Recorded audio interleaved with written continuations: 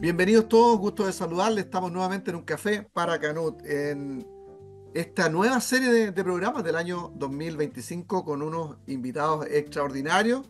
Estamos con Luis Arangui, está conectado desde Suiza, con Jeremías Medina, que está conectado de Estados Unidos, Dallas, y con el doctor Abraham Larrondo, que es un connotado cientista político y que ha estado también en la palestra este último tiempo por publicaciones, comentarios que han habido en redes sociales y en algunos periódicos de Chile. Así que muy bienvenidos, queridos amigos, gusto de saludarles. Vamos a comenzar con nuestro querido amigo Luis, que está por allá por Suiza. Déjenme contarles lo siguiente.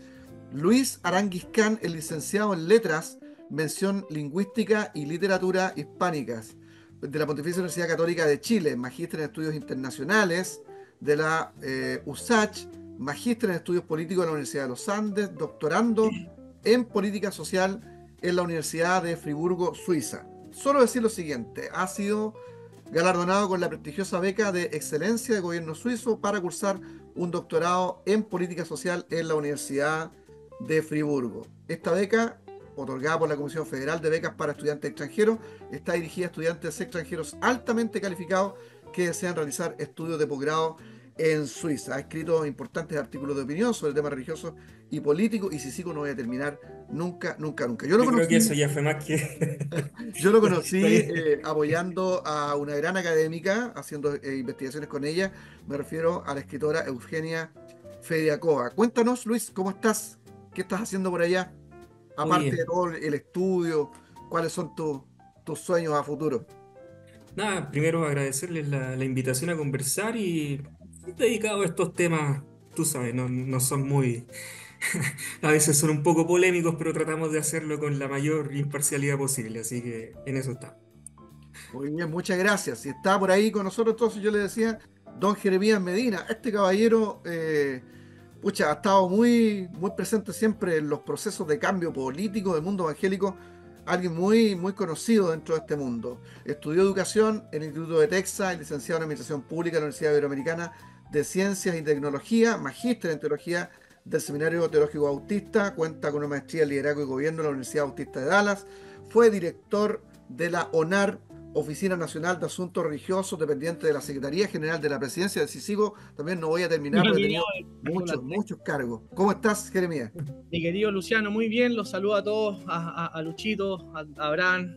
O sea, me siento honrado de este panel. La verdad es que grandes amigos, personas que admiro mucho, así es que feliz de poder conversar un rato de lo humano y lo divino.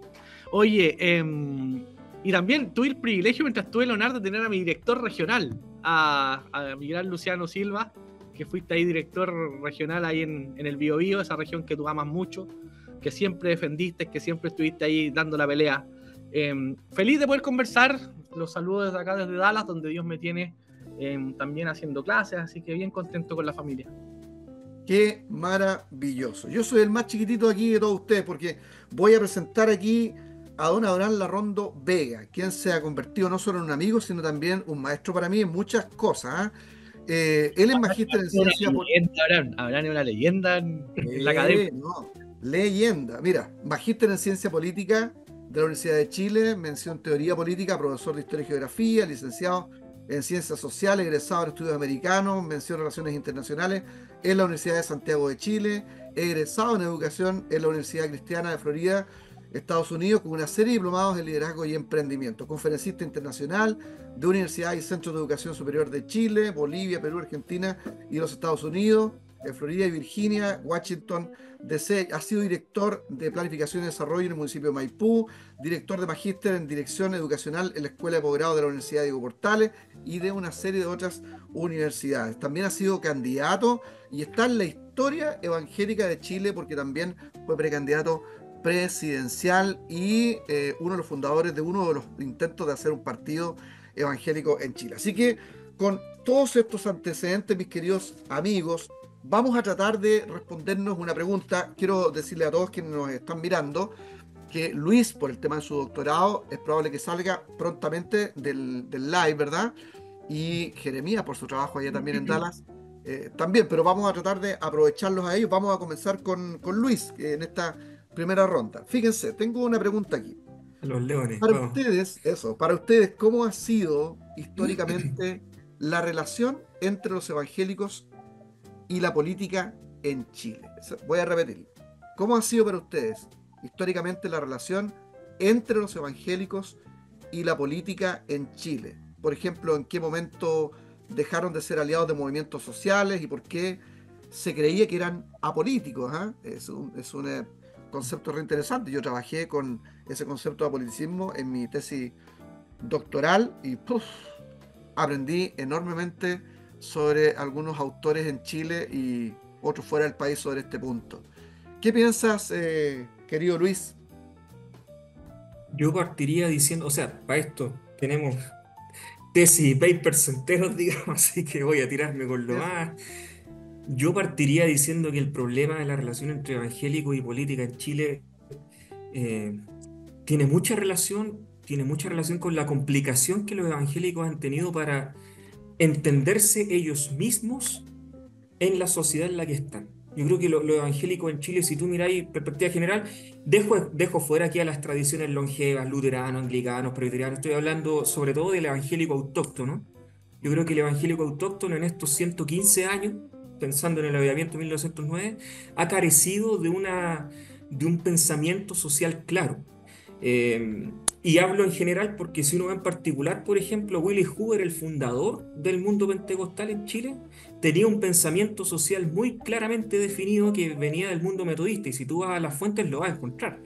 Eh, Sin embargo, en algún momento hay un quiebre en la historia y lo que ocurre es que yo todavía no entiendo muy bien en qué momento ocurre ni cuáles son los elementos determinantes, pero en algún momento apareció la idea de que se grafica en esta frase textual, ¿no? Que dice que la tarea de la iglesia es espiritual y no social.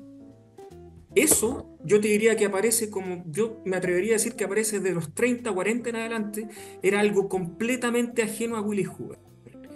Y yo te diría que si uno agarra a Hoover por un lado, por otro lado agarra a Genaro Ríos, que fue el primer precandidato presidencial evangélico en Chile, que era de tendencia socialista, pero hasta cierto punto teocrático, porque creía en una iglesia-estado, yo diría que en esos dos polos, entre Genaro Ríos y Willy Hoover, empieza la complicación de definir cuál va a ser la filosofía pentecostal o evangélica autóctona para relacionarse con la sociedad.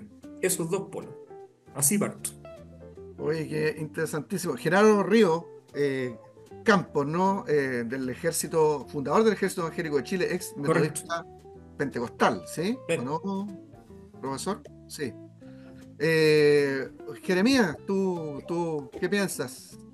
Oye, me estaba acordando de este clásico libro. oh, A ver. Cristian sí, Lalib de Pinay. sí. Oye, y estamos en el año 2025 y se sigue haciendo vos lo que un poco dice el objeto del estudio.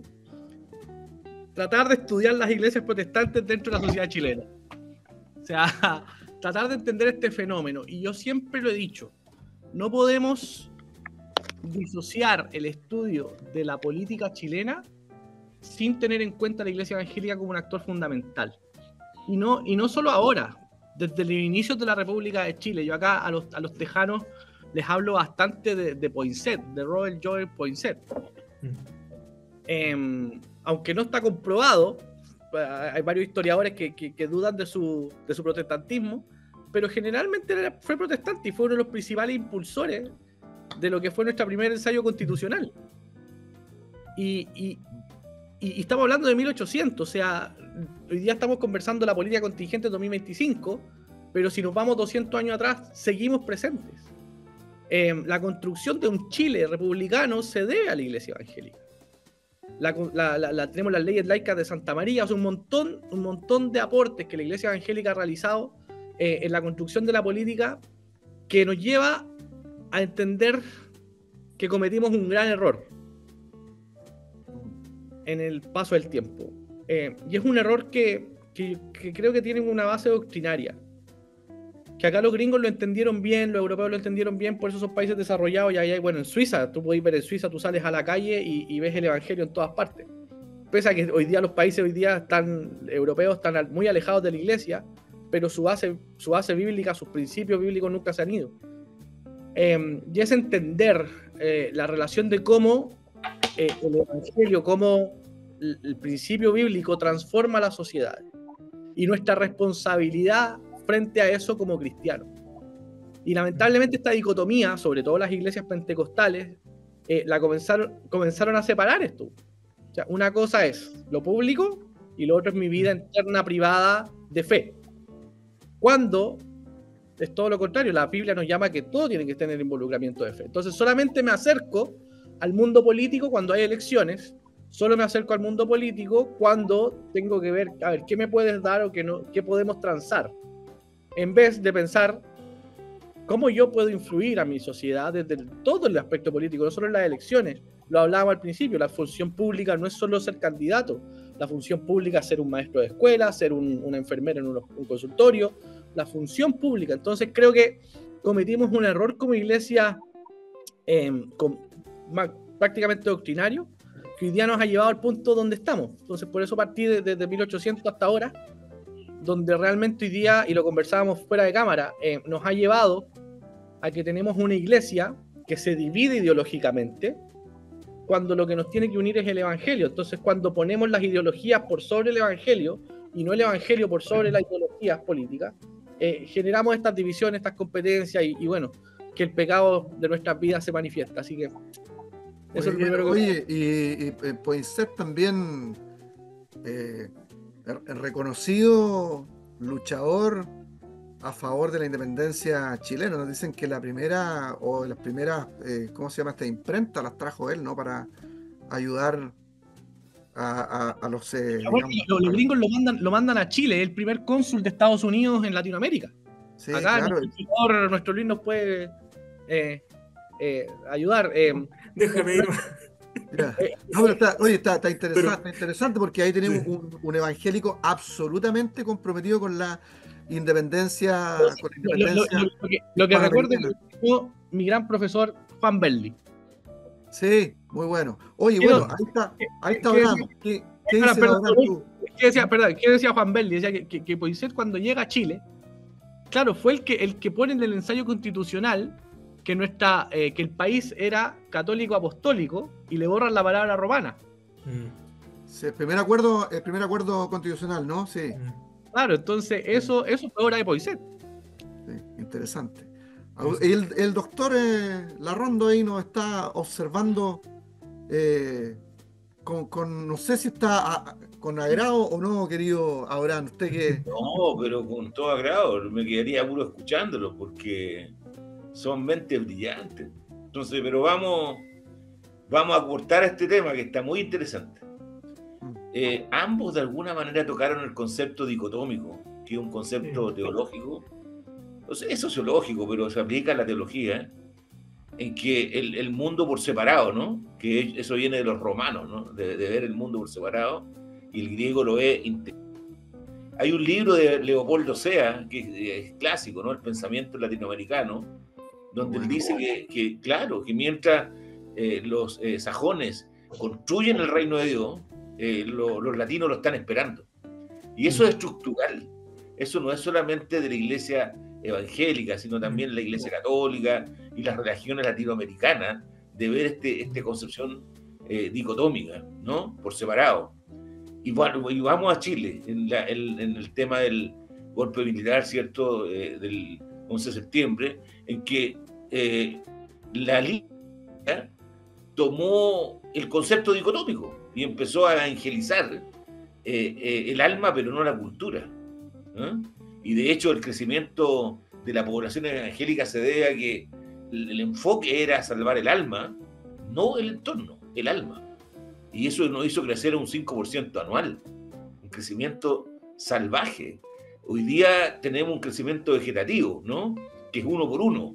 Antes se convertía el hijo, el amigo del hijo y el amigo del hijo del hijo, ¿eh? Y llegaban 3.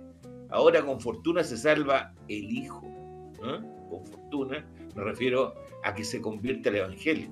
Eso ya es una realidad política nueva. Ahora, yo viví los 80 y viví los 90 y estoy viviendo ahora los 2000. Y ahí hay cambios paradigmáticos muy importantes a considerar en este análisis. Y es que yo partí luchando contra la dicotomía de los 80. Cuando yo entré a la política fue el año 85, y entré a lo que se llamaba Renovación Nacional, que era un partido que venía de tres corrientes, una conservadora, una liberal y una nacionalista. Esa es la realidad. Entonces era el Frente Nacional del Trabajo, la Unión Democrática Independiente y Renovación Nacional. Y yo en ese momento lideraba un movimiento en el norte que era el Grupo Bíblico Universitario. Todo amigo Josué de Fonseca. Entonces ese movimiento era potente, porque se fue construyendo como una institución, y cuando en el año 81, perdón, revienta la política, 83, perdón, tengo razón, el 83 reventó la política en Chile. ¿En qué sentido? En que los militares abrieron las puertas a la participación política. Algunos, tal vez ustedes ni siquiera habían nacido en ese momento, ¿no? ¿Alguien nació en los 80 de acá? Yo nací en 71, yo soy más por allá, viejo de lo que por parece. allá. Ya, yo tenía 20 ideas. Entonces, fui un dirigente político, fundador de Renovación Nacional, pero sinceramente no porque me gustaba el partido, sino porque yo quería ganar la experiencia. Yo todavía me acuerdo que hablé con los líderes del movimiento del Grupo Bíblico Universitario, le dije, oye, yo me voy a meter a la política porque lo que viene para Chile es que va a venir mucha participación y nosotros estamos ignorantes de lo que es el mundo político. Y entonces todos se opusieron, salvo algunos fieles, y yo dije, a ustedes me van a cuidar, porque si yo ahí me pierdo, porque la política era considerada como el lugar del diablo, ¿no? Donde gobernaba el diablo, nosotros estábamos como aparte, como que íbamos a un mundo así de Greycore, ¿no? Y yo le dije a ellos, cuídenme el alma, porque yo voy a meter cabeza en este asunto.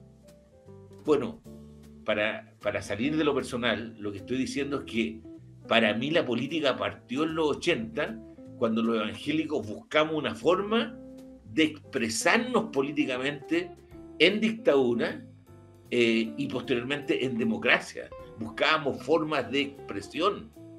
En la década de los 90, cuando yo llego a instalarme en Santiago por el tema del posgrado, me pasó nuevamente la sensación de esa dicotomía, que el mundo evangélico no entendía que la democracia hoy día ya no podíamos seguir con un mensaje vertical solamente de salvar el alma, sino que era salvar el entorno. Y el discurso evangélico de la salvación del alma perdió fuerza.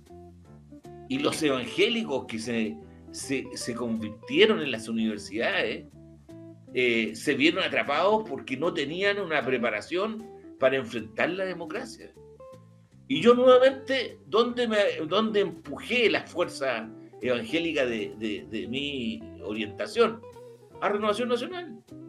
Y en Renovación Nacional hicimos un pacto con Andrés Álamos, ¿no? Cuando era presidente, y con todo este grupo de los piñeristas, espinistas, qué sé yo, mateístas, los liberales, ¿no? El grupo liberal, que nos abrieron las puertas y nos dijeron, sí, aquí, Uvilla, qué sé yo, que hoy día ya todos son, yo diría, abuelos, ¿no? O somos abuelos ya, a esta altura. Pero ahí se abrió un frente en que ellos dijeron, nosotros vamos a hacer un pacto. Y hay una revista, La que pasa, que por ahí debe estar el recuerdo, decía, Pacto RN Evangélicos. Mira qué interesante. Y claro, y existía al frente de RN el mundo eclesiástico, porque miren, traje una monedita. Esta monedita, que ya no la uso, tiene dos caras, igual que el mundo evangélico chileno. Hay un evangelio corporativo y hay un evangelio de laicos. Hay evangélicos corporativos y evangélicos laicos. O sea, hay un mundo laico que no es corporativo, que no representa corporaciones.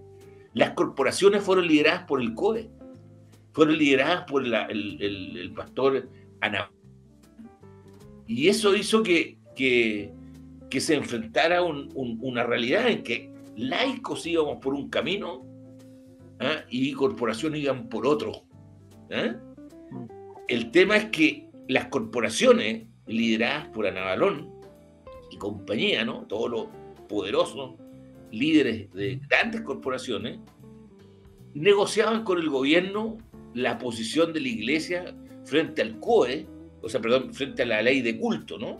Que en ese momento la ley de culto era tema porque había una asimetría entre el valor que le daba el Estado a la Iglesia Católica y a las otras religiones. Y ese fue el conflicto número uno. Y voy a terminar aquí para dar la oportunidad a ustedes. Solamente quiero marcar un punto, un hito. Esta relación con Renovación Nacional ha sido histórica. Renovación Nacional siempre ha sido el partido que ha apoyado a los evangélicos, siempre. Pero mejor aún, hay otros partidos que han apoyado temas evangélicos, pero no a los evangélicos. Y por eso no surgen líderes evangélicos en la izquierda, ni en la centroizquierda. No se elevan, no surgen. Renovación Nacional le dio posibilidades de concejales, posibilidades de alcalde, después de diputado, después de dirigente. O sea, todo lo que hoy día vemos de liderazgo evangélico real, de influencia, se ve desde o de la Coalición por Chile hoy día, que también fue abriendo puertas hacia el mundo evangélico. Y este es un punto solo por razones pedagógicas, como yo digo, ¿eh? Para que sigamos opinando.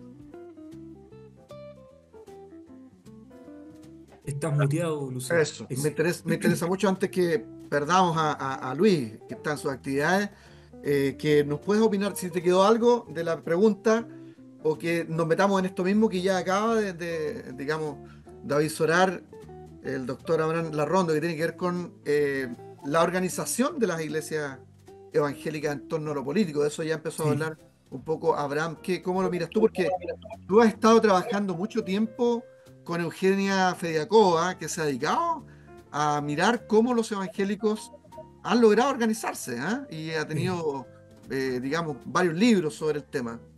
A mí en particular un tema que mencionó Abraham y que yo lo metería dentro de este gran asunto, que a mí siempre me ha llamado mucho la atención desde que empecé a estudiar todo esto, es justamente una cosa que él mencionó desde la experiencia, que es en qué medida hay algo que yo llamaría, y ojo, no de manera crítica, sino descriptiva, una suerte de clerocracia. Hay una clerocracia que ha gobernado al mundo evangélico.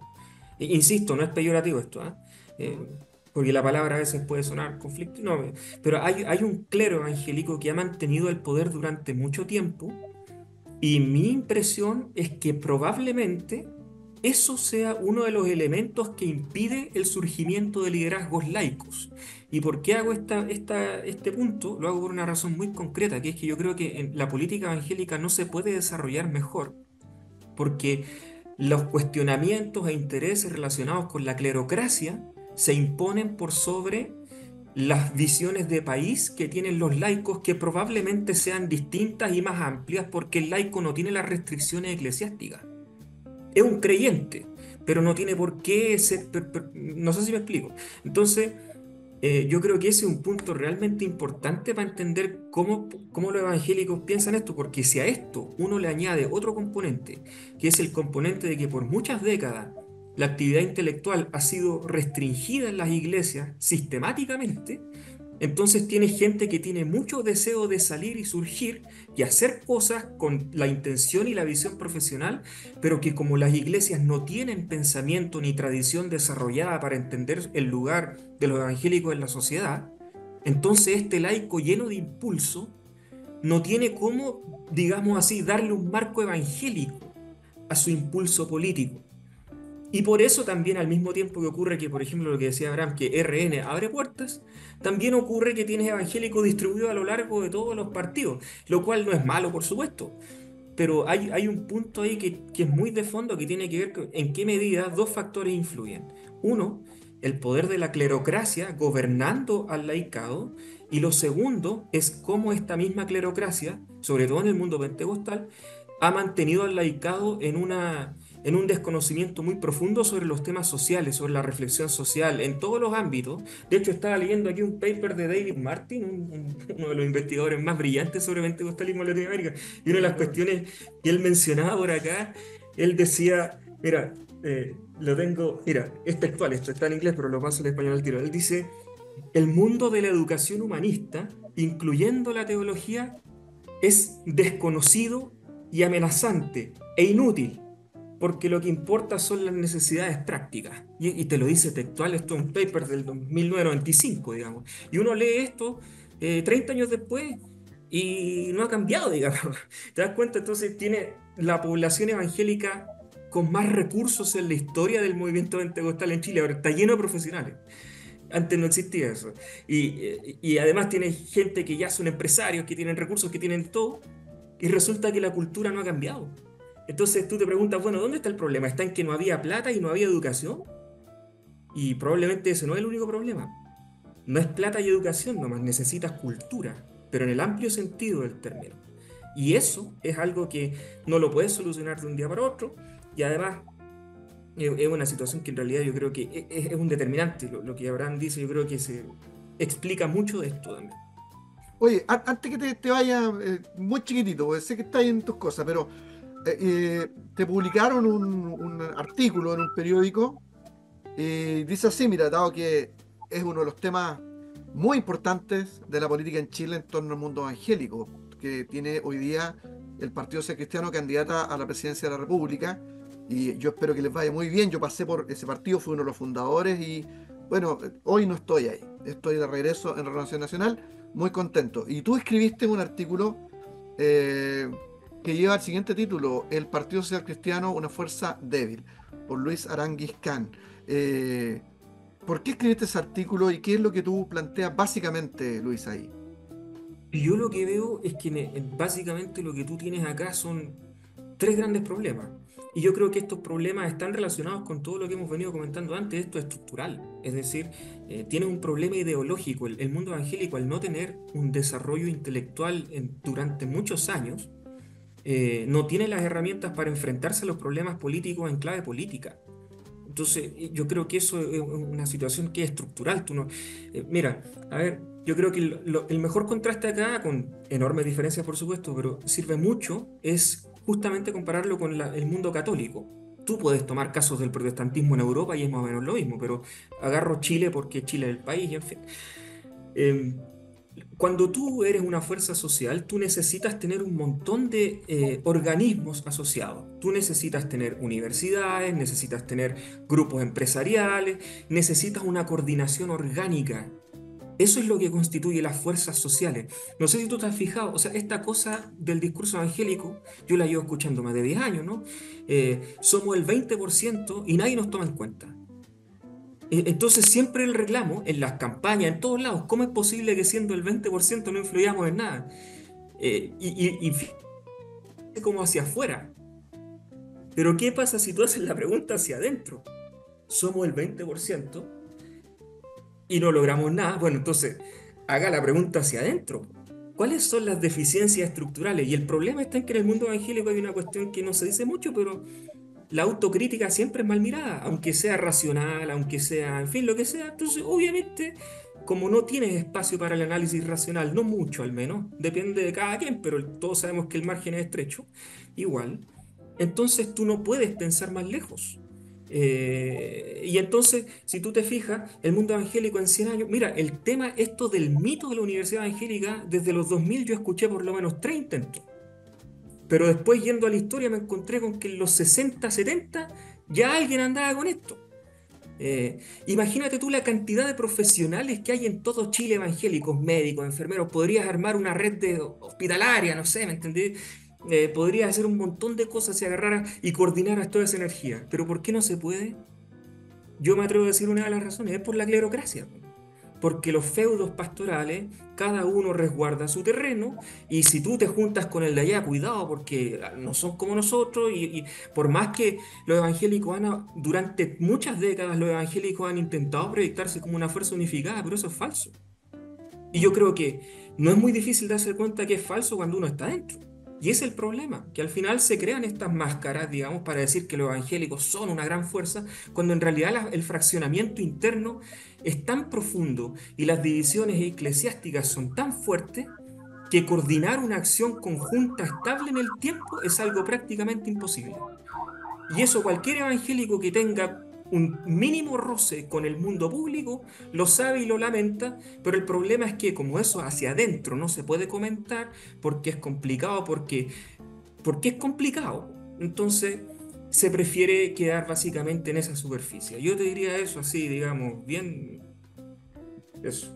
Entonces, por eso tú ves que el Partido Social Cristiano carece de la fuerza, la preparación para enfrentar un desafío de una envergadura más grande como esta, ¿no? Yo tuve problemas ahí justamente por lo que tú dices, el tema de la gente no, gente linda, yo creo que tiene muy buenas intenciones, pero yo no logré tener influencia con mis ideas de que tenía que ser un partido con ideología y dedicarse a estudiar y buscar los mejores candidatos que pudieran representar desde la racionalidad, desde un discurso, y por ahí van un poco mis diferencias, pero no con personas, sino con la cuestión estructural. Es con la estructura. Y fíjate, te voy a hacer un comentario más sobre esto.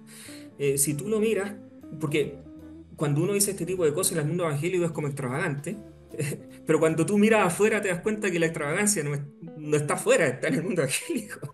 Todos los partidos tienen su ideología definida. Tú no necesitas que todos los militantes sean gente hiperintelectual, que tengan postdoctorado en esto y en esto otro, no, pero todo partido tiene su centro de estudio, todo Obvio. partido tiene sus núcleos sociales organizativos, porque de eso se trata una fuerza social organizada, y eso es lo básico. Y lo que tú te das cuenta es que en el mundo evangélico levantas un partido, que no es el primero, en todo caso el primer intento, pero de todas maneras levanta una estructura lo que logra es movilizar un cierto tipo de voto evangélico, pero no mucho más que eso tampoco, que es un tipo muy específico de voto evangélico, pero no tienes la estructura orgánica de entidades y asociaciones que le den energía y que le den fuerza a esa institución, pues, a ese partido. No tiene, yo te pregunto, mencióname think tanks evangélicos de relevancia nacional que te saquen reportes mensuales con cosas que aparezcan en la prensa porque son importantes. Si esto no se trata solamente de salir a ganar votos, pues si tú necesitas tener proyecto político, análisis político, necesitas tener análisis social sobre una enormidad de temas, y la verdad es que eso tú acá no lo encuentras, esa es la realidad. Bueno, por ahí, muchas gracias, Luis, que aclarado. Oye, Aquí Medina pasó mucho tiempo. Voy a escuchar Tema. a Medina antes de irme, quiero escuchar. Eso, ya, vamos, dale, hermano, dale. Oye, no, me quiero meter. Oye, antes que se vaya Luis, creo que esta tertulia se debería repetir. No, por favor, no sé si me estoy adelantando, pero escuchar a Abraham, o sea, escucharlo a los cuatro, a los tres, para mí también es un deleite, y poder conversar y poder arreglar el mundo me parece súper entretenido. Dos cosas respecto a lo que planteó Abraham y lo que planteó Luis. Quiero volver a este libro, mira, de los años 60. Mira lo que 38. Mira, dice, porque quiero describir dos problemas que ustedes lo graficaron grandemente que tiene la iglesia evangélica. Pero quiero introducir con esto. Dice, al correr de los años finalmente se ha producido una fisura sociocultural. Aunque el metodismo y el pentecostalismo continúen reclutando en las categorías populares, sus cuadros directivos pertenecen a las pequeñas clases medias y cultivan una mentalidad de élite. ¿Cuántas veces hemos oído? Los pentecostales ponen el número y la cantidad, pero nosotros ponemos la calidad. Que se refiere a otra. Bueno, entonces, yo veo dos grandes problemas. Imagínate los 60 y seguimos el 2025 y seguimos con los mismos problemas. Yo veo dos grandes problemas un poco en el entender nuestro mundo público, más que la política. Creo que nosotros como iglesia nos ha faltado entender que somos pueblo de Dios y que somos parte del reino de Dios.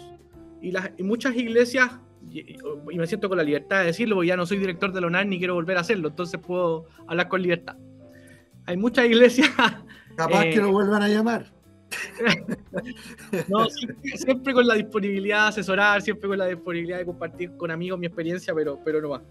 Entonces, creo que las iglesias, sobre todo estas neopentecostales, siempre hablan de la cultura del reino, pero desde un punto de vista monetario. Correcto. Pero no de lo que realmente el reino de Dios significa. Traer el reino de Dios al mundo, la buena noticia de Jesucristo transformadora, una esperanza. Y con esto voy a lo otro, el otro gran problema. Espérate, y antes quiero un ejemplo. ¿Cómo tenemos que aprender nosotros de los judíos? Ellos entienden el reino de Dios, cómo funciona. Lo entienden, por ejemplo, en los negocios, en lo académico, en las investigaciones. O sea, ellos entendieron. Israel es un país avanzadísimo porque entendieron el reino de Dios. Me pasó en Chile que yo una vez hice un evento cristiano con la comunidad judía, los dos juntos, y traíamos invitados a Chile y estaba una reunión del directorio y yo digo, bueno, los artistas se van a quedar en este lugar. Y alguien del directorio, que es de la comunidad judía, dice, a ver, espera, ¿por qué se van a quedar en este hotel si en la comunidad tenemos dueños de varios hoteles? Entonces, a mí eso me marcó. O sea, ¿por qué si dentro del reino donde nosotros vivimos, mi hermano tiene esto y tenemos que trabajar en conjunto, ¿por qué tengo que ir a buscar otro lado? Lo estoy solamente desde el punto de vista económico, pero esto lo podemos extrapolar a todos los otros temas. O sea, ¿por qué si en mi reino, en mi pueblo de Dios, puedo trabajar con mis hermanos, ¿por qué tengo que ir donde el resto? Entonces eso me marcó mucho. Y lo otro, que tenemos una gran carencia, y no tan solo en el mundo evangélico, en Chile, y me he dado cuenta ahora yo siendo profesor acá en Estados Unidos, nuestra educación es pésima. O sea, nuestra carencia de la educación en las iglesias y también nuestra educación en Chile es malísimo. Nuestro sistema educativo es retrógrada. Tal como lo decía Luis, o sea, se habló mucho de universidad evangélica, pero no fuimos capaces de formar un jardín infantil. O sea, los únicos que tienen jardín infantil hoy día, ¿quiénes son? El Ejército de Salvación, los adventistas o sea, quieres llegar allá cuando no has sido capaz de ser exitoso en pequeños pasos. Entonces termino un poco haciendo mi analogía. Nuestra iglesia, nuestras congregaciones hoy día nos dedicamos en capacitarnos en el mundo académico, en ser profesionales, dejamos de hacer una integración bíblica en nuestra vida cotidiana, volvemos a la dicotomía, y se nos olvida mucho lo que dice, y aquí me quiero poner bíblico, Primera de Pedro 3:15, dice, estad siempre preparados para presentar defensa con mansedumbre y reverencia de todo aquel que remande razón de la esperanza que hay en vosotros. Entonces, no nos estamos preparando, no, obviamente no hay think tank, como decía Luis, no tenemos un discurso unido para salir en defensa. Tú, Luciano, lo viviste solo peleando contra el mundo ahí en la convención, Abraham solo peleando contra el mundo ahí en los 80, Luis se cansó de pelear, por eso está allá en Suiza. Entonces, ¿por qué? Porque todos los que nos demandaban razón y los pocos que queríamos explicar con la razón, fuimos condenados por nuestro propio mundo, que no entiende que somos todos parte del reino. Eso. Muy bien. Oye, muchas gracias. Tú levantaste la mano, Luis. Vamos a darle. Sí, voy a hacer esta añadidura y con esta me voy de inmediato. Un amigo el otro día, porque lo que tú dices, yo te diría, no es solamente judío, lo que tú dices es el concepto de comunidad. Sí, eso es. Claro. O sea, la comunidad evangélica, redes de empresarios evangélicos, redes en fin, no existe eso. Pero si no existe, lo único que tiene es el templo. Y si sales, y todos los templos están todos divididos, tiene cientos de iglesias en una pura ciudad y todos divididos entre ellos. Entonces, ¿qué comunidad? Más allá de que después si somos uno de qué, digamos. Ya, eso, pero lo que quería decir es lo siguiente, y con esto voy. Un amigo el otro día me hizo el siguiente comentario y yo me quedé pegado en el techo y dije, tiene razón, po. Un evangélico, un pentecostal, que pertenece a una de las corporaciones grandotas donde la cantidad de recursos, ustedes saben, ha sido hasta escándalo público y todo, ya, en fin. Entonces decía, ¿sabes que yo el otro día estaba pensando en los adventistas? Los adventistas, para mí es difícil porque su teología y qué sé yo, pero yo los veo y yo sé que son pocos en Chile y ya tienen universidad. Y nosotros los pentecostales, me dijo él, tenemos tremendas iglesias a lo largo de todo Chile con una cantidad de recursos impresionante. Y si tenemos un colegio institucional o dos, en algún caso, porque hay uno apenas, entre medio un caso donde hay un par de colegios, o sea, ya eso es mucho pedir. Entonces, ahí hay otra cuestión muy de fondo, que no la voy a tocar porque tengo que irme, pero yo creo que, en fin, hay mucho que conversar, así que le agradezco mucho y nos vemos próximamente. Luis, un favor, un gusto, discúlpame. El análisis, yo creo que tienes que también llevarlo al concepto de la parucía, porque eso de el Señor viene hoy día o mañana o en cualquier momento hace que el concepto de arrebatamiento como que abduce a la gente hacia un concepto verticalista del Evangelio, dejándolo horizontal, y por lo tanto es como jugar con la esperanza. ¿entiendes? Como que, oye, la esperanza es la avenida. Lo que te pasa hoy día no te va a pasar mañana. Y así espera. Y es lo que se conjuga con lo que dice Leopoldo Sea, que mientras el sajón construye el reino, el latino lo está esperando. Y la escatología es tema, eso te quiero decir. Jeremías es tema, hay que hacer ese péndulo de dicotomía y escatología. Son dos conceptos que marcan el etos de la iglesia evangélica, y es contra lo que los actores políticos luchamos, y eso es lo que hace un poco, que marca la diferencia. Oye, gracias por habernos acompañado este ratito, Luis. Espero que nos vuelva a acompañar en otra tertulia como Voy a ver el adelanta diferido Jeremías. después, cómo quedó. A ver cómo sigue, digamos. Exactamente. Sí, Vale, oye, que estén bien. Bueno, Luciano, mira, yo déjame también- decirte una cosa, que un poco tratando de hacer un resumen de lo que ustedes han dicho, que es tan re Cuesta importante. escribirse estos muchachos. Oye, mira, fíjate que Lucho Orellana, Espérate, ¿me voy o no me voy? usted sabe, pero mira, Ya, hablamos. ya, no, vale. Mira, Lucho Orellana y digamos, Mansilla, junto con Fediacoa, que han sido 3 autores que se han dedicado a hacer libros sobre este tema, independiente de las posiciones que yo pueda tener un poco distinto con ellos, sobre todo con los autores que son más de una tendencia de izquierda, lo han expresado muy bien ellos. Este tema del mundo evangélico eh, tiene una cantidad de vertientes que analizar para poder entender el fenómeno político, y que se hace pero tremendamente relevante en estos días, porque como lo dice Luis, mira, hay un partido, yo fui parte de la fundación de ese partido, más allá de lo que la gente puede pensar, que yo estoy como con problemas personales, no, para nada. Mi preocupación es la misma que tiene Luis, Mansilla, Fediacoa, Abraham, Luis, otros más, Jeremías, y es que yo me atreví, fíjate, a ese proyecto porque pensé que podíamos, o que era el tiempo, tal vez estuve equivocado, en que nosotros íbamos a lograr tener un centro de estudio, darle estructura a todo este pensamiento, y esas son básicamente mis diferencias con el Partido Social Cristiano, digamos, del cual yo salí, estoy muy agradecido que me hubiese permitido estar ahí, pero no hay ningún interés de plantear un proyecto político evangélico que tenga racionalidad. Y creo que lo dijo Luis, el tema es solo ganar campaña y poner personas ahí, y yo creo que no ese es el camino. Hay que tener un planteamiento que sea razonable, que sea inteligente, y tenemos todos los medios. O sea, como dijo Luis, hay un montón de denominaciones en Chile que tienen expertos en políticas públicas, que tienen administradores del Estado, grandes abogados. La Iglesia Metodista Pentecostal es gigante, la Pentecostal de Chile, la Comunidad Cristiana, y otra cosa, perdón, y al tiro te doy, Abraham, porque sé que está ahí ya, como entrar como león al tema, pero fíjate que sí hay una posibilidad de hoyo. Yo soy optimista, como lo fui cuando entré también al social cristiano, y espero que ellos puedan solucionar estas cuestiones, estos problemas tan básicos hoy día. Me encantaría que logren hacerlo, en mi esperanza. Es una crítica constructiva la que yo hago. Pero fíjate que tengo esperanza porque esa falta de unidad que evidencia Luis está supliéndose en parte por el intento de los pastores de tener sus concilios. Fíjate que lo que pasó de la Convención Constitucional hasta acá es un gran fenómeno positivo, que hoy día los concilios pastorales están bien organizados.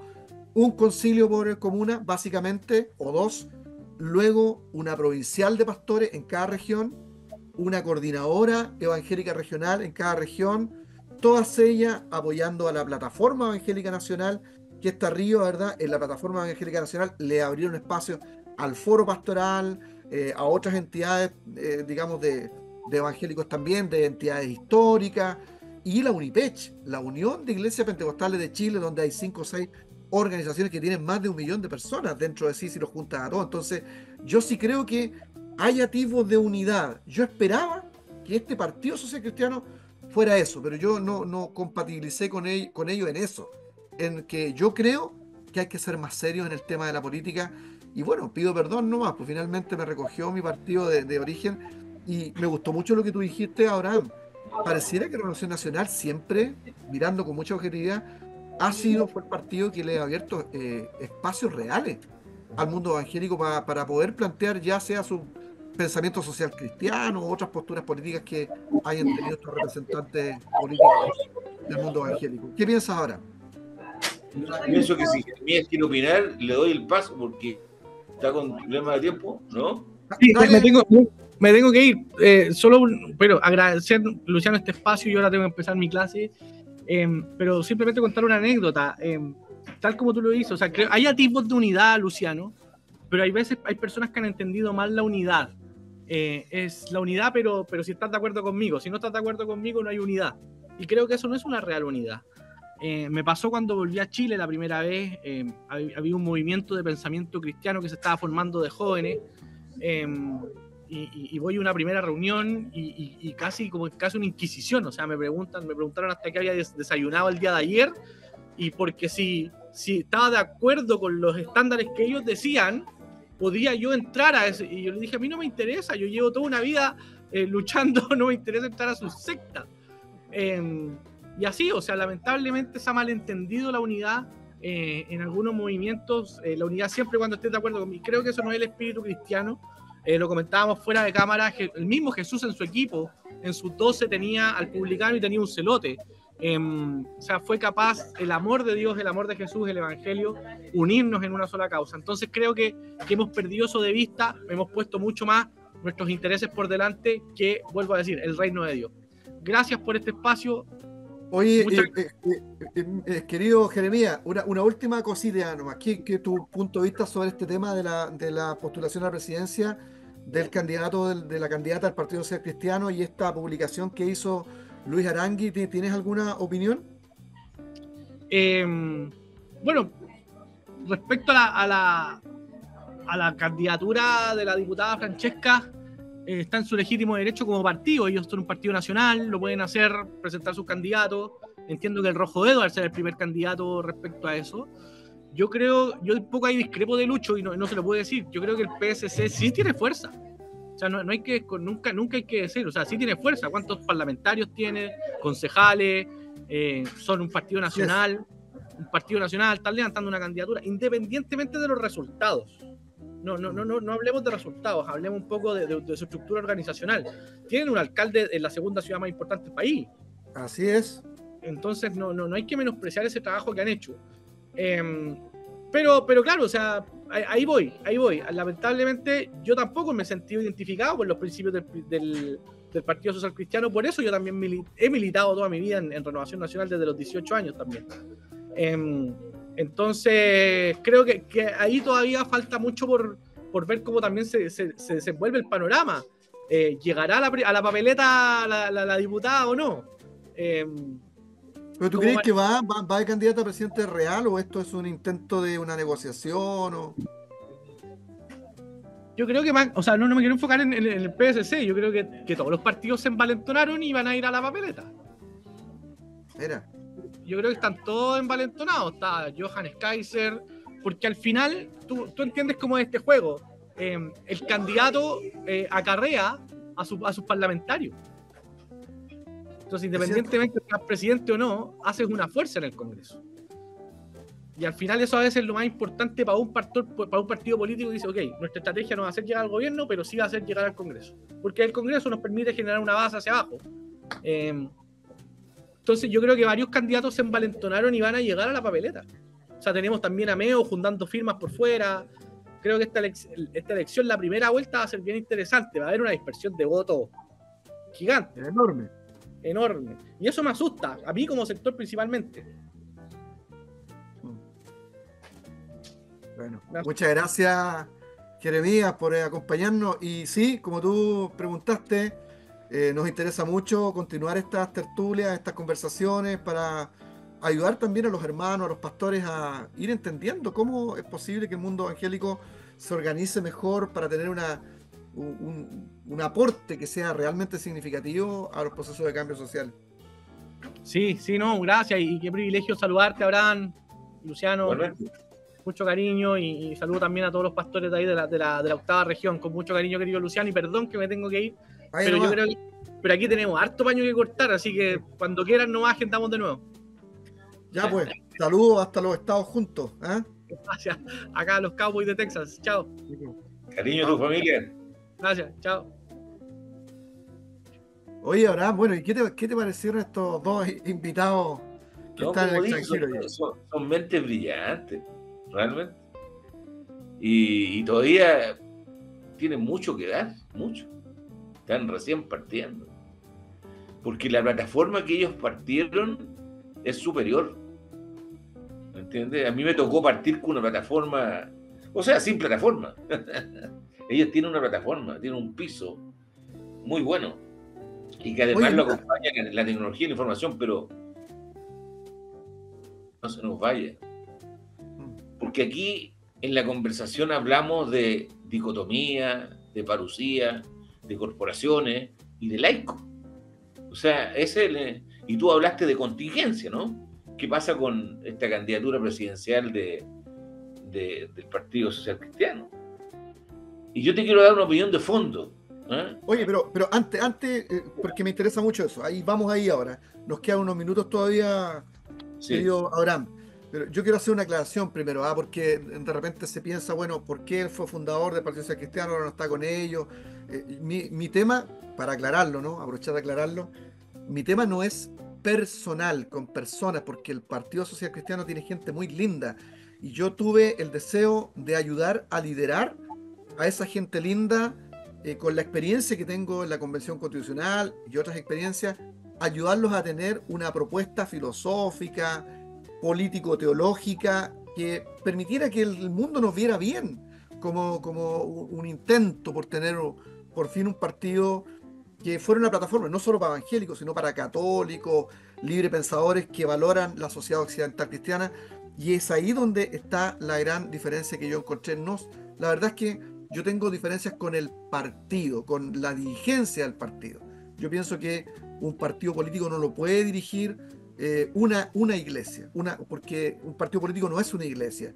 Y la estructura que yo vi ahí de mando, de decisiones, es de una iglesia, de una familia, y peor aún, que no querían estudiar, no querían prepararse realmente, como dicen nuestros amigos, y eso en definitiva no hace posible liderar, sobre todo, las necesidades que tiene el mundo evangélico y el mundo cristiano en política. Yo creo que se necesita seriedad. Entonces mi problema, quiero aclararlo, no es con las personas a quienes yo quiero y respeto, sino con la estructura partidaria que me hace pensar que tal vez por esa razón de que está gobernado por un pequeño grupo, un movimiento, en este caso el movimiento Águilas de Jesús, el que es fuerte, como lo es fuerte, porque ellos tienen mucha fuerza y han intentado hacer cosas lindas, pero no veo que abren espacio. Entonces, mira, ellos son los mismos líderes de Confamilia, son las mismas personas, los mismos líderes de Águila de Jesús, que movimiento político universitario, de la propia iglesia que tienen ellos, digamos, ¿cómo se llama?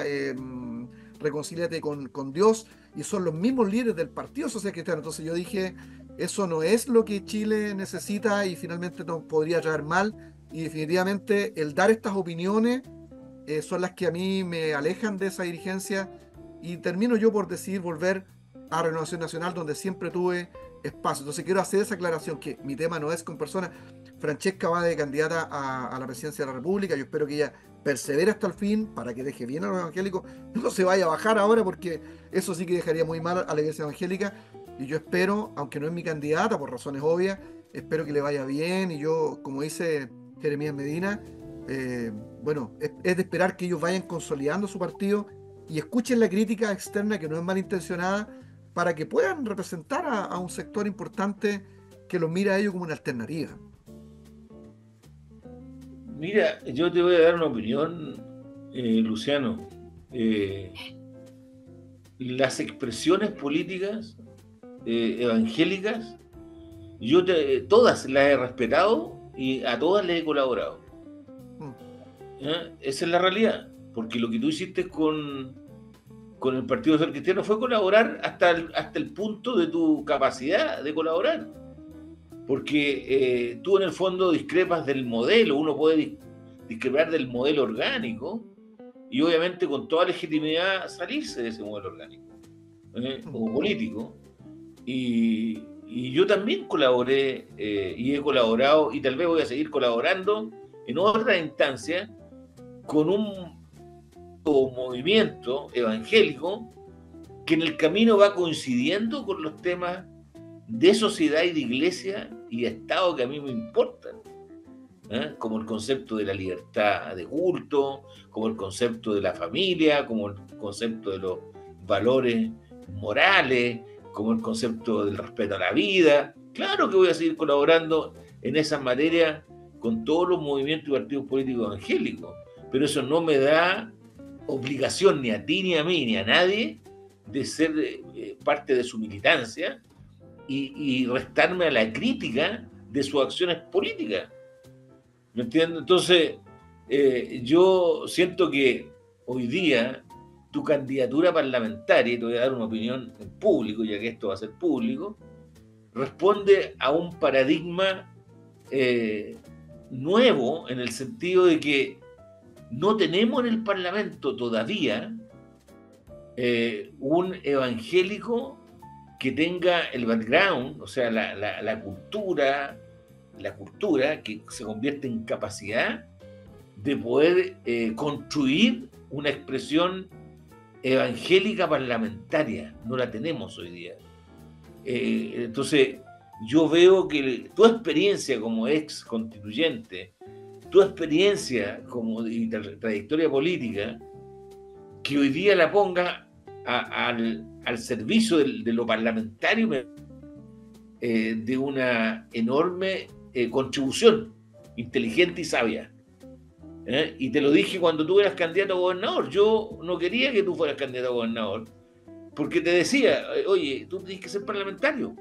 Ese es tu ethos, ser parlamentario. Y porque tienes vocación de llevar, de hablar con el colectivo. Y ahora mismo, cuando estabas diciendo, oye, yo no tengo un problema personal, eso significa que te abres a los temas. Entonces, yo le digo a los que nos están escuchando hoy día, ¿dónde está mi cámara? Yo les digo hoy día así, hermanos, Luciano representa una propuesta parlamentaria sabia, muy inteligente, muy coordinada con los tiempos hoy día. Porque tenemos diputados en el Parlamento, sí, pero nos falta el líder, nos faltan líderes. Algunos están madurando, algunos entraron al Parlamento y están madurando, porque ese es otro elemento importante. En política todos evolucionan. Si yo escuchaba al Jeremías de ahora versus el Jeremías de hace, qué sé yo, 3, 4, 5 años, no es el mismo. Hablando del primer mundo, ¿no? Y profesor allá, o sea, la madurez es impresionante. Y lo mismo en el caso de Luis Arangui, o sea, y tú mismo, uno va evolucionando, yo mismo voy evolucionando, porque a eso me refiero cuando digo, es muy legítimo criticar las conductas políticas, porque es una manera también de corregir y enmendar y hacer que sean reales aportes. O sea, nadie se tiene que enojar por eso. A mí me criticaron y me han criticado duro, yo creo que desde que nací en el campo político. Pero eso a la larga me ha hecho bien, porque me permite corregir lo que no estaba bien. Y podría hacer mucha enmienda de muchas cosas, pero al enfrentar esta nueva etapa, me doy cuenta que el foco que hay que hacer ahora es buscar líderes de calidad, y no lo digo para como pontificar a tu persona, no, digo para reconocer a aquellos que tienen las condiciones para llevar adelante una gestión parlamentaria evangélica. Eso eres tú, querido Luciano. Y esa es la razón por la que la gente te está apoyando, algunos entendiéndolo, otros de a poco se lo van a entender. Y por cierto, cuentas con mi apoyo político, del que te puedo dar, porque veo que eres la persona que el Parlamento necesita. O sea, yo si tuviera que hacer un eslogan diría, el hombre que necesitamos, ¿no? Es el que necesitamos ahí en el Parlamento. Porque yo sé que vas a conversar con distintos actores políticos, evangélicos, en distintos partidos, con distintos tipos de personas, capaz de hacerlo en la constituyente. O sea, tú ya demostraste tu gestión parlamentaria, tu capacidad parlamentaria, la demostraste. ¿Tuviste algunos éxitos, otras derrotas? Es obvio, porque el Parlamento es así. No se gana todos los días, ni se pierde todos los días. Yo te animo primero a entender la legitimidad de tu salida de un partido o movimiento político y entrar a lo que fue siempre un partido que de raíz ha apoyado al mundo evangélico, de raíz. O sea, RN tiene historia con los evangélicos. Te lo puedo decir de los 80, de yo, cuando a mí me nombró presidente de la primera región Sergio Nofre Jarpa. Y yo era un canuto como tú. Y me nombró, dijo, usted ¿qué va a organizar? Y dije, será, yo lo haré, y lo hice. ¿Entiendes? O sea, él era el presidente en ese entonces, de Renovación Nacional.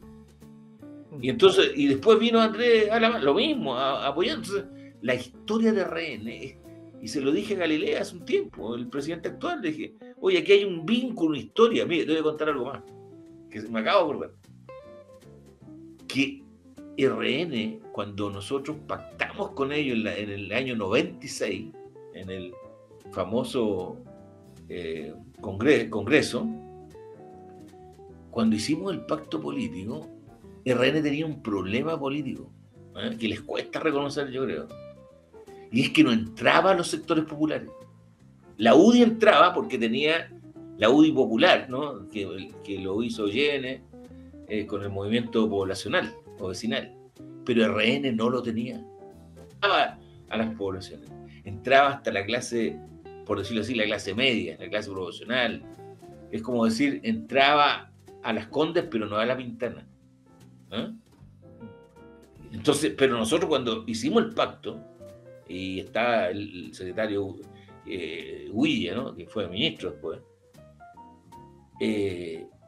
fue tan potente, porque nosotros dijimos, pactemos, nosotros tenemos 12 candidatos, imagínate lo pobre que estábamos. Porque no tenemos más candidatos, tenemos 12 candidatos a concejales. Pero pactamos para todo Chile. Y entonces me decían, Abraham, danos candidatos. ¿De dónde? Si no teníamos candidatos. Pero sí teníamos la idea que esos 12, si sacaba el porcentaje de evangélicos que podía ser electo. Ese era el piloto. Así fue el pacto. Y ahí fue la hija de Salvador Pino, Angélica, ahí fue Sergio Liempi, ahí fue Juan Bravo en Rengo. O sea, ellos fueron electos. Y en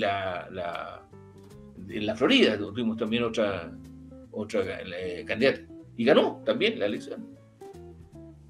Cuando eso ocurrió, fuimos a un congreso aquí en este edificio que hoy día se llama Gabriela Mistral, que era el Diego Portales. En ese edificio había más de 400 consejeros nacionales. Andrés Alamán era el presidente. Entonces yo le dije, ¿tú te das cuenta del aporte que ha hecho a Renovación Nacional el pacto con Evangélico? Y me dijo, no, yo te lo voy a demostrar, le dije. Déjame hablar a la audiencia. Y me dio una posibilidad. Y yo le dije, pónganse de pie, por favor, todos los candidatos electos que hayan recibido apoyo en sus sectores del mundo evangélico. Casi me puse a llorar.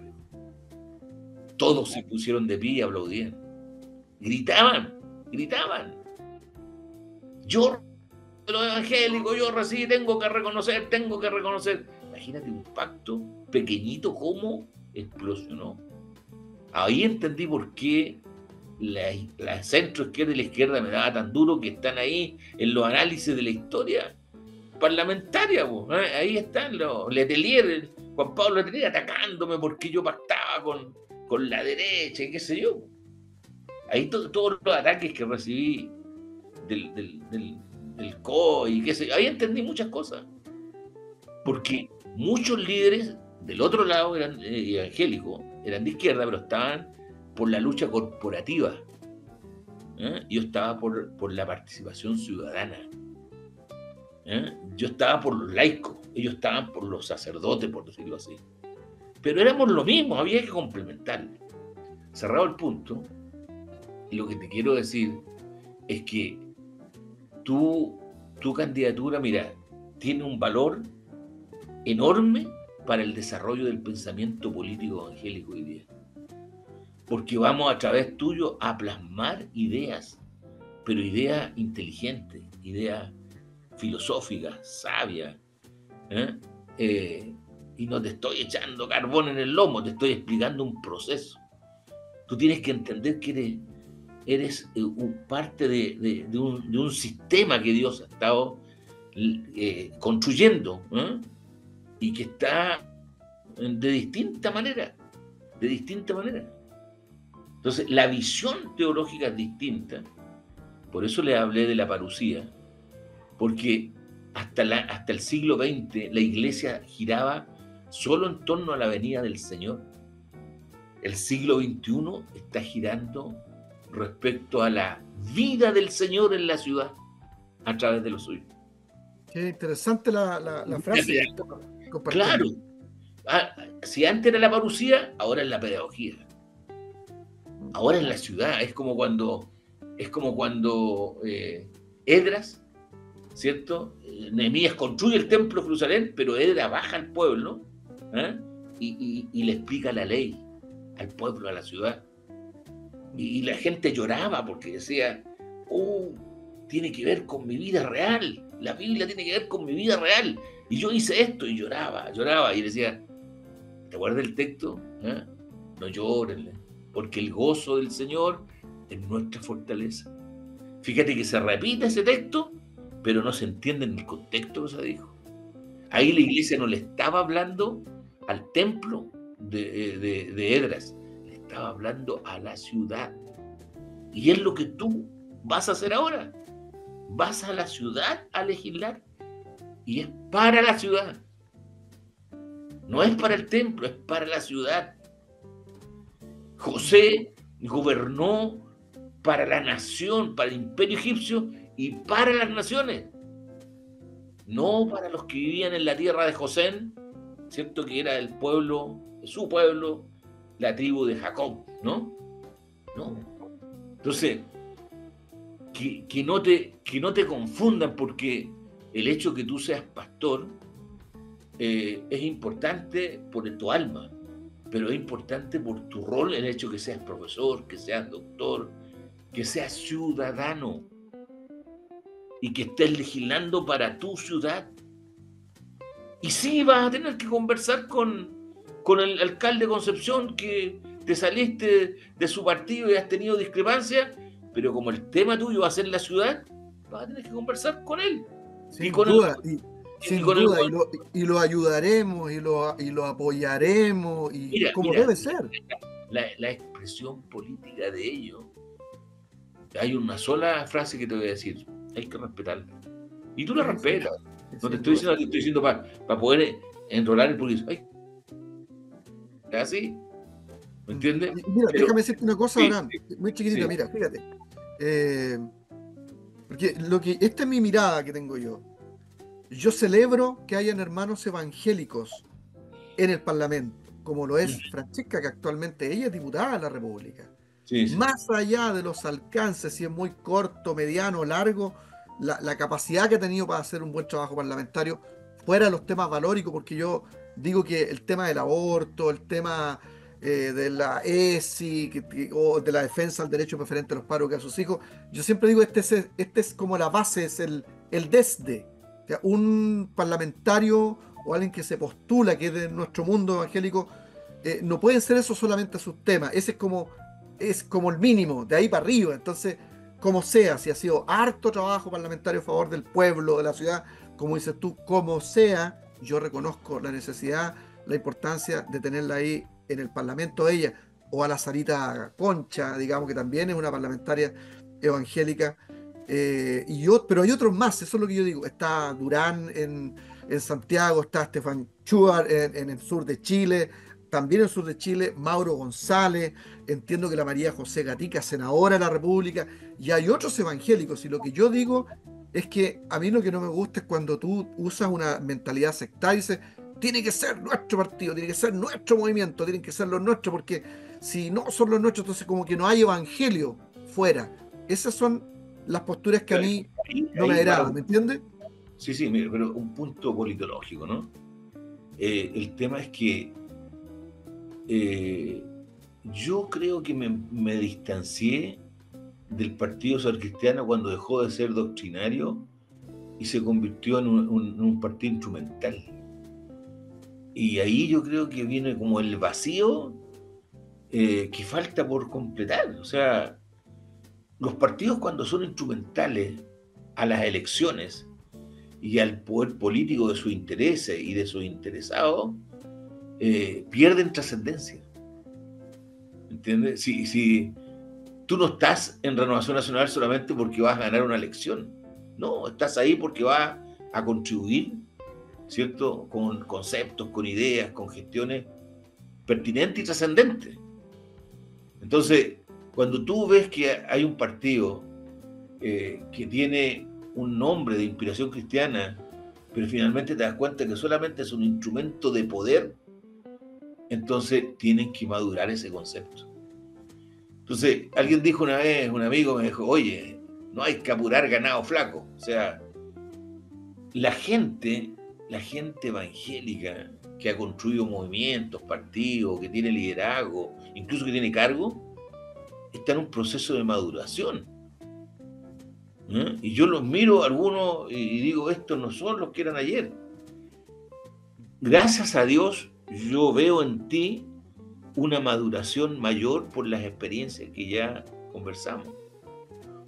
El punto es que en política uno tiene que hacer política y entender que tiene que confrontar con crítica. Eso no es posible evitarlo, ¿me entiendes? Pero uno tiene que concentrarse, como bien lo haces tú, en la crítica al hecho, no a la persona. En la crítica a la propuesta, no a la persona. ¿Me entiendes? Porque porque cuando uno logra hacer esa diferencia, es decir, oye, es el modelo, no son las personas, como tú decías, es el modelo de gestión, no son las personas. Claro, por eso mi llamado siempre es, Abraham, sí, a no usar estos elementos litúrgicos del interior de la iglesia, en donde claro, cuando tú estás en desacuerdo con alguien lo demonizas, ya no está con Dios, Dios está con él, no está con él. No, fuera de la religión y fuera del templo, en el mundo de la política donde estamos queriendo ser sal y luz de la tierra, ahí la crítica no solamente es válida, sino es absolutamente necesaria. Entonces, cuando te demonizan en este otro lado, porque tú no estás de acuerdo, entonces yo creo que hay un problema. Cuando en ese mundo, discúlpame, en ese mundo de la ciudad, tú no reconoces que no estás solo, sino que también hay otros evangélicos, incluso en otras tiendas, yo pienso que ahí es donde se falla, ¿me entiendes? Yo creo que el mundo evangélico es bueno que tenga representantes de su casa, de su hogar, ¿cierto? En diferentes tiendas también. Eso hace la diversidad, eso hace que sea interesante y que nosotros también no reproduzcamos algunas características un poco sesgadas, a veces un poquito sectarias también.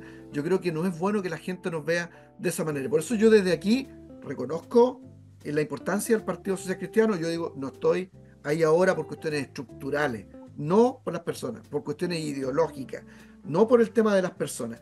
Pero yo también reconozco que hay evangélicos en otras tiendas, en republicanos, hay gente en el Nacional Libertario, hay mucha gente en la Renovación Nacional, en la UDI, hay otra gente que está en el Parlamento y que no están necesariamente en la misma línea de uno. Bueno, uno tiene que reconocer esos trabajos y esos aportes. Abraham, las últimas palabras para terminar este programa. Solo para enfatizar un punto que creo no terminé. cuando los evangélicos pactamos con RN, aquellos que pactamos, porque otros no pactaron, comunicante con los sectores populares, y trajimos una clase política, económica, que visualizó in situ el territorio comunitario, poblacional, o sea, de La Pintana. Los trajimos a La Pintana, que tenía un 30% evangélico. Los trajimos a Puente Alto, que tenía otro 30% de evangélicos. Los trajimos a La Florida, otro 30%. Lo llevamos al campo, con Limpia, el padre de las casas. Tú eres también un vaso comunicante con el mundo social que vive el mundo evangélico. Tú eres una contribución viva para Renovación Nacional. Por eso es bueno esta determinación de que vayan juntos, porque eso ha sido exitoso. Eso hay que seguir profundizando. Pero además hay un punto, y es que es cierto que en Renovación Nacional existe un mundo liberal, un sector liberal, pero también es cierto que existe un mundo cristiano. Hay social cristianencia ahí, claramente, Sí, como lo hay en Amarillos, como lo hay en el mundo de los demócratas. Claro que hay. Tu potencia, tu generador de potencia está ahí, en que tú le estás recordando a Renovación Nacional de que hay un pensamiento cristiano adentro de Renovación Nacional. Y eso ellos tienen que respetarlo, valorarlo, potenciarlo, amigarlo, qué sé yo. Te lo digo como un fundador de Renovación Nacional de la década del 80. Estoy mirando desde afuera, pero eso es lo que veo, y lo veo con mucha franqueza y sinceridad, y te lo quería comunicar en público.